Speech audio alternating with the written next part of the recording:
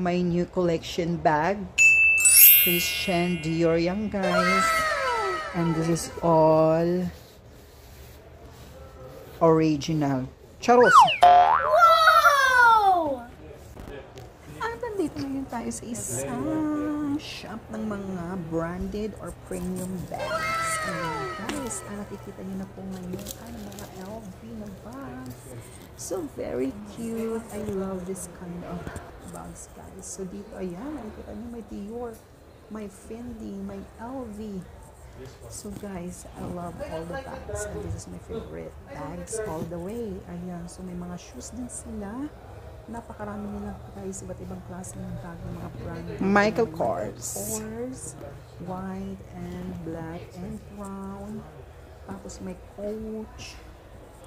Tapos dito rin mayroong mga iba ding klase mga brand. Ayan, meron sila Chanel, Guess, ayan guys, na mga shoulder bags. So marami kayong pagpakita na ayan, traveling bag guys na LV. So a lot of bags dito guys. Ayan, di ba? May mga Christian Dior sila. Tote bag ba ang tawag dito guys? Hindi ko alam, basta may klase silang ganyan mga Christian Dior's na bag. So very good. I like this one guys. So this is my favorite. Ayan na guys, sinuukat ko na po yung LV black bag. So hindi ko alam kung anong pangalan niyan. So guys, ayan, di ba bago po sa akin? So Louis Vuitton. Ayan guys, ang bag. So napakaganda niya guys, di ba? Kung shopping kayo or magpupunta ng mga malls, so di ba? Ganyan dapat, di ba? So dito naman yung isang maliit na bag sa nakita nyo kanina. Ayan, sinukat ko din siya. Kung bagay din sa akin. Very beautiful guys. Ang Louis Vuitton nilang bag. So very cute. So guys, alam ko marami din ang nagkakagusto sa inyo ng mga bags dyan. So ako din gusto ko rin ng mga bags. So ayan guys, ang hitsura ng kanyang bag. LV, Louis Vuitton. So ito ay mga Class A or mga premium bags only. At ito naman guys, napakaganda rin itong isang bag na to guys kasi dual color siya, black and brown ba ito guys. So ayan yung black, dito naman sa kabila ay parang brown or yellow, ganyan. Ayan, brown nga at ayan siya guys. So dual po siya guys.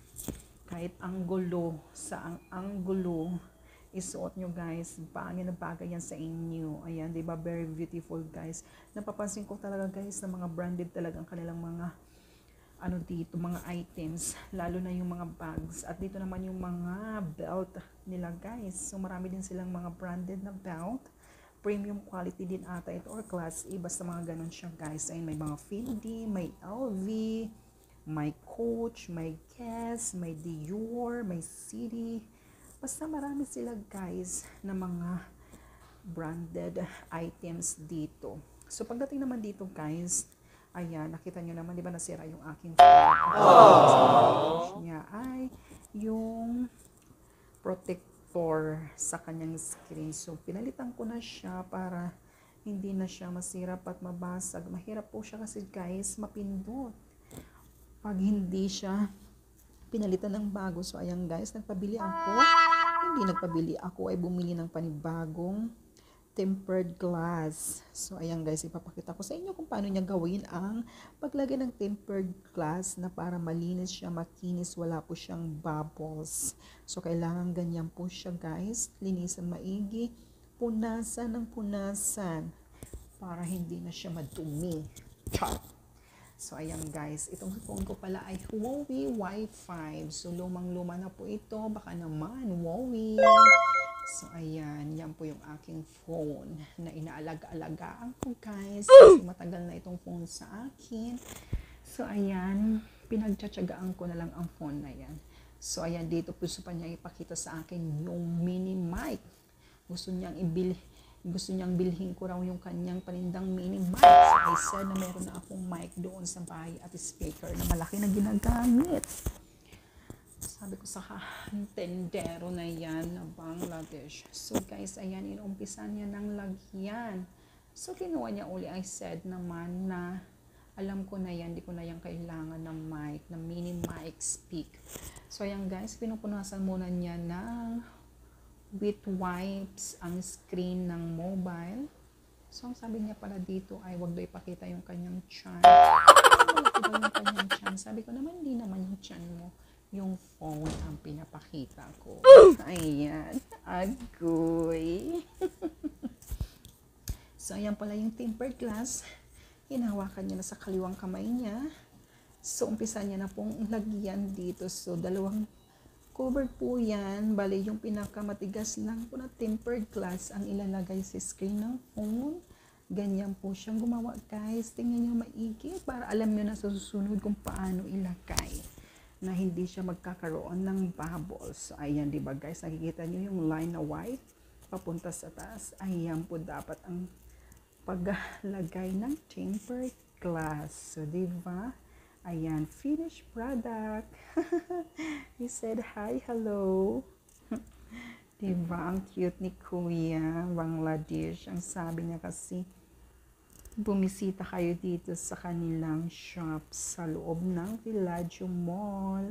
At meron siyang ibibigay ng mga promotion. Wow! Diba? So, ayan na guys. Natapos na po yung aking tempered glass at maya-maya ay kukunin na natin at uuwi na tayo para hindi na tayo magtagal dito sa kanyang shop at hindi na tayo makabili na kung ano-ano pang mga Kimberly. So, ayan. Thank you, Kuya, sa paglagay ng aking tempered glass sa aking phone. So, ayan. Pinasok niya na sa aking protector. So, this is it. Finish ng ating tempered glass. Thank you so much. At dito naman guys, napunta na naman ako sa isang bake shop. So ito ay Blue Ribbon guys. So ito yung mga self-service nila ng mga tinapay. Kung gusto nyong pumili guys, self-service po yan. Pwede kayong kumuha kahit ilan dyan. Kuha lang kayo ng kuha, basta't kaya nyong bayaran.